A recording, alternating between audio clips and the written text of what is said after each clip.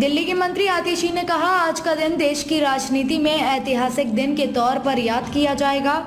इतिहास में किसी नेता ने कभी नहीं कहा कि अगर मैं ईमानदार हूं तो मुझे वोट दो, वरना वोट मत दो। अरविंद केजरीवाल भ्रष्टाचार बेईमानी बर्दाश्त नहीं कर सकते। अरविंद केजरीवाल ने इस्तीफा देने का फैसला इस दर्द से लिया कि दिल्ली का कोई भी व्यक्ति कभी यह ना सोचे कि वह भ्रष्ट है। बीजेपी पिछले 2 सालों से अरविंद केजरीवाल को परेशान कर रही है। वह आपके किसी भी नेता से भ्रष्टाचार का 1 रुपया भी वसूल नहीं कर पाए हैं। हमने मांग की है कि जल्द से जल्द चुनाव लड़ा जाना चाहिए। जनता अरविंद केजरीवाल की ईमानदारी को भारी जनादेश देगी। सिर्फ भारत के लोकतंत्र में नहीं, देश के लोकतंत्र में एक ऐतिहासिक दिन के तौर पर दर्ज होगा। भारत की राजनीति में, इस देश की राजनीति में, पूरी दुनिया भर की राजनीति में पॉलिटिकल पार्टी के नेताओं को शक की निगाह से देखा जाता है कि इन्होंने कोई ना कोई भ्रष्टाचार तो जरूर किया होगा। भारत के इतिहास में कोई एक नेता ऐसा नहीं रहा होगा, देश के इतिहास में कोई ऐसा नेता नहीं रहा होगा, दुनिया के इतिहास में कोई ऐसा नेता नहीं रहा होगा जिसने इतनी हिम्मत दिखाई हो और जनता के बीच में जाके कहा हो कि अगर आपको लगता है मैं ईमानदार हूं तो मुझे वोट देना, अगर आपको लगता है मैं ईमानदार नहीं हूं तो मुझे वोट मत देना। अरविंद केजरीवाल जी की इस घोषणा को समझने के लिए अरविंद केजरीवाल द पर्सन, अरविंद केजरीवाल जो व्यक्ति हैं उनको समझना पड़ेगा।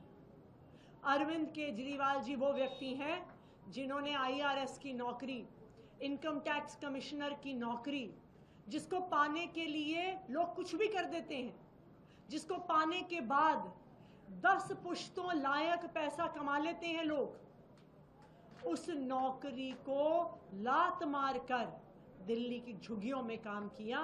ये आदमी है अरविंद केजरीवाल जी। अरविंद केजरीवाल जी वो आदमी है जिन्होंने जीरो से एक पॉलिटिकल पार्टी को खड़ा किया, भ्रष्टाचार के विरोध में खड़ा किया, और जब एक नई नवेली पार्टी चुनाव जीती और वो दिल्ली के मुख्यमंत्री बने, उन्होंने मुख्यमंत्री पद से सिर्फ इसलिए इस्तीफा दे दिया क्योंकि वो भ्रष्टाचार के खिलाफ कानून नहीं ला पाए जो वादा करके आए थे वो दिल्ली के लोगों का। अगर अरविंद केजरीवाल जी एक चीज है जो बर्दाश्त नहीं कर सकते हैं, वो है भ्रष्टाचार, वो है बेईमानी, वो है जनता के पैसे को अपनी जेब में डालना। जब ऐसे व्यक्ति पर भ्रष्टाचार का आरोप लगता है तो सोचिए उस व्यक्ति पर क्या बीतती है। सोचिए उस व्यक्ति को नींद कैसे आती होगी ये सोचकर कि शायद दिल्ली के वो लोग जिनके लिए मैं दिन रात काम करता हूं, जिनके लिए मैं सुबह से लेकर रात काम करता हूं, स्कूल ठीक करता हूं, अस्पताल ठीक करता हूं, जिनको मैं मुनाफे का बजट देता हूं, जिनको मैं तीर्थ यात्रा करवाता हूं, शायद कोई ऐसे लोग हों जो सोच रहे हो कि अरविंद केजरीवाल बदल गया है, जो सोच रहे हो कि शायद अरविंद केजरीवाल ने भ्रष्टाचार कर लिया है।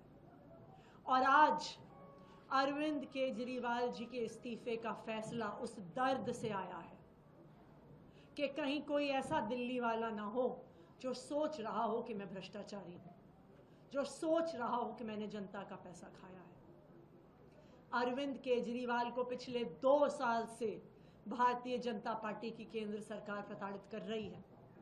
एक के बाद एक केस, एक के बाद एक झूठे आरोप, कभी एक नेता को गिरफ्तार करते हैं, कभी दूसरे नेता को गिरफ्तार करते हैं, कभी एक झूठा आरोप लगा के बदनाम करते हैं, कभी दूसरा झूठा आरोप लगा के बदनाम करते हैं।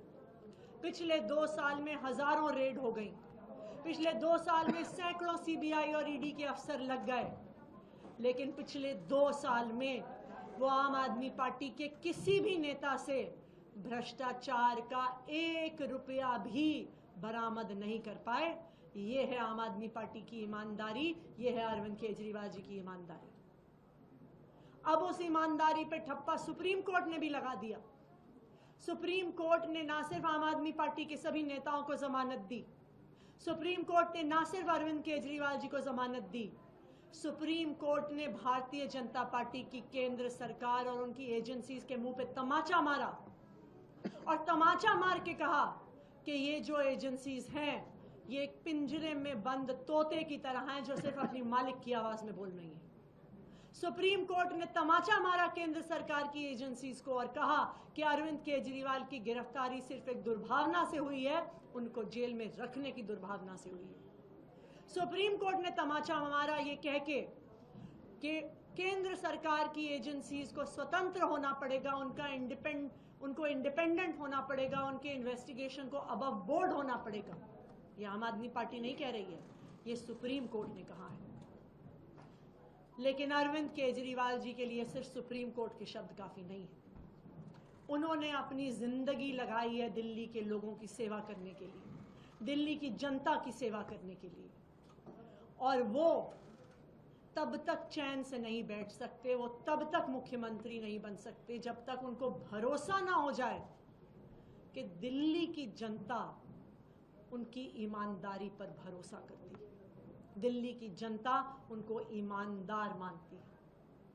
और इसीलिए अरविंद केजरीवाल जी ने यह फैसला किया है कि जब तक दिल्ली की जनता उनकी ईमानदारी पर भरोसा नहीं दिखा देती, जब तक उनकी ईमानदारी पे जनादेश नहीं देती है, वो मुख्यमंत्री की कुर्सी पे नहीं बैठेंगे। मुझे लगता है कि इस कीचड़ भरी राजनीति में शायद ही कोई ऐसा व्यक्ति आया होगा अरविंद केजरीवाल जी की तरह, जिन्होंने कहा है कि मैं करूंगा ईमानदारी की राजनीति। तुम मुझ पर कितने भी झूठे आरोप लगाओ, तुम मुझे कितना भी कीचड़ उछालो, मैं साफ सुथरी राजनीति करूंगा और खुद साफ सुथरी राजनीति करके मैं देश की राजनीति बदलूंगा। और इसी के साथ हमने मांग करी है कि दिल्ली में जल्द चुनाव करवाए जाएं। नवंबर में महाराष्ट्र में चुनाव होने हैं, उसी के साथ साथ दिल्ली में भी चुनाव करवाए जाएं और इस चुनाव में दिल्ली की जनता अपना जनादेश देगी, अपने बेटे, अपने भाई अरविंद केजरीवाल पर जनादेश देगी, उनकी ईमानदारी पे जनादेश देगी, जो उनका अरविंद केजरीवाल जी पर भरोसा है उसका जनादेश देगी। तो हम ये चाहते हैं कि दिल्ली में जल्द से जल्द चुनाव करवाए जाएं, कि दिल्ली की जनता भी अरविंद केजरीवाल जी की ईमानदारी पर अपना जनादेश दे।